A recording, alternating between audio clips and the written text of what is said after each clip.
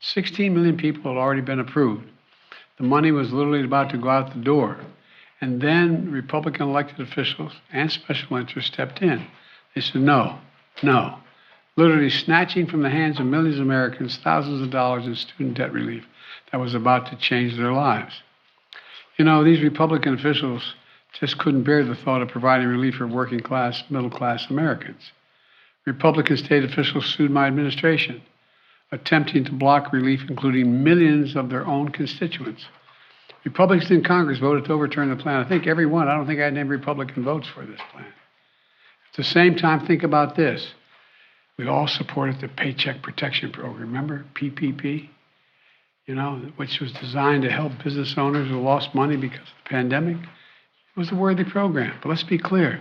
Some of the same elected Republicans, members of Congress who strongly opposed giving relief to students, got hundreds of thousands of dollars themselves in relief, members of Congress, because of the businesses they were able to keep open.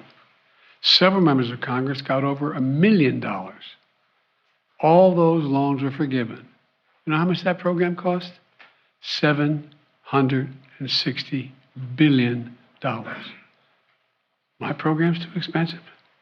$360 billion more than I proposed in my student debt relief program.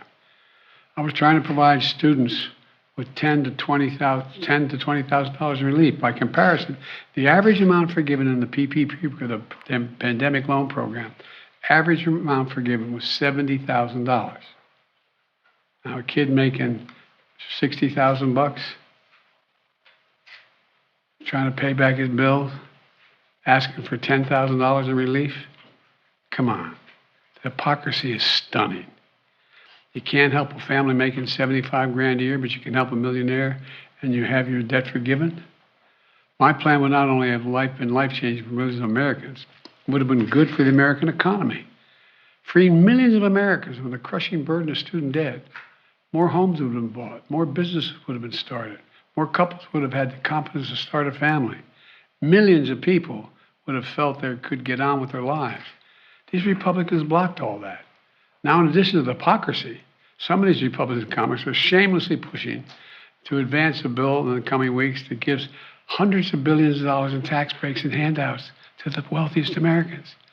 They still haven't given up on making permanent a $2 trillion tax cut that they never paid for. Never paid for. $2 trillion. So let me be clear. For Republicans in Congress, it's not about reducing the deficit.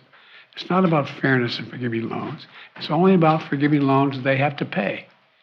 Today, the Supreme Court sided with them. I believe the court's decision to strike down my student debt relief program was a mistake, was wrong. I'm not going to stop fighting to deliver borrowers what they need, particularly those at the bottom end of the economic